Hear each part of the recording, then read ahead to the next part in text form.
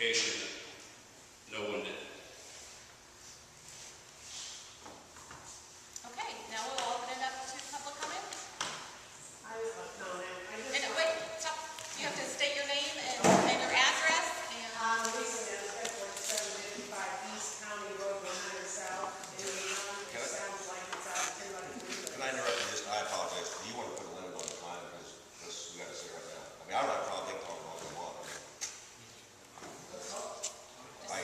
keep it brief, 2 minutes. Yeah. You're brief? Okay. All right. I think it takes longer to do the average.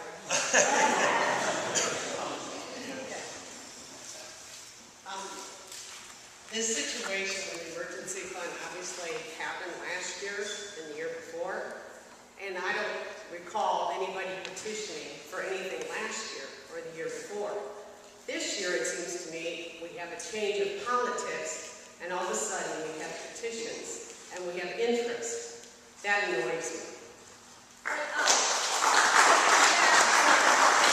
We did not, if our board, I brought the exhibits here tonight for our board. We did not have any exhibits. They need to study them before they go off on their tangent. That was not prepared until that July 1st meeting. If we'd had that information at that meeting, it would have made our job that much easier. So there's no excuses that this board did not have all of those exhibits at that May 24th meeting, and we would not be having this conversation tonight. What tangent? This meeting. Oh. I mean, we wouldn't be in this position if we'd had those exhibits on May 24th. And they were not available. You couldn't come to the trustee's office and ask for them because they were not prepared yet. So the next person, please state your name. 6167 Red Knoll Drive.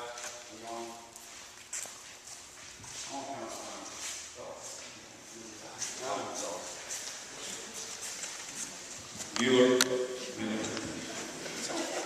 Trying to lighten the load a little bit. Okay, trying to make people ease down. I did go. My name's Brian Stern. Introduction. I'm a Washington Township fireman. I am a football coach. I came straight from high school football. That's why I had this attire on, so I apologize for that. And I am a taxpayer. I do pay a lot of taxes. I did get a chance to go to most of the homes that was on the petition. And I just want to make this real quick before I say this right here. The people there was one guy I didn't get to. He was not home when I answered his door. The people I did see here was great people to talk to. The first person that I went to, though, I just want to make this point. The very first person I went to on the list was number 15, I believe. His name was Bob Selge. He told me the only reason he signed that list, this came straight from his mouth. I'm a strong Christian man, I'm not going to lie about anything. He signed that list because he was told his taxes were going up. Okay?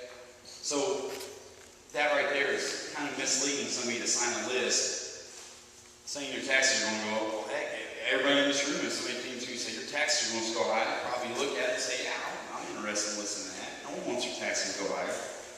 So right there, it set the tone. The very first guy we went to. Everybody else had good points. I respected everything he said. So with that, I want to kind of say a little something straight across the board. It's not going to hurt anybody. And this is for my buddies up there.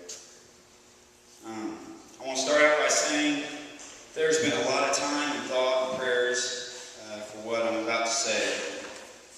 This is going to be completely honest, straight from the gut passion. If this offends anybody or gets anybody upset, that is not the intention of this. It's simply to get everyone to understand the passion that we have for this job and serving you, the public. That's the only reason we're here. We're not here for them. We're not here for anything else. We're here for you guys. That's the only reason we did what we do.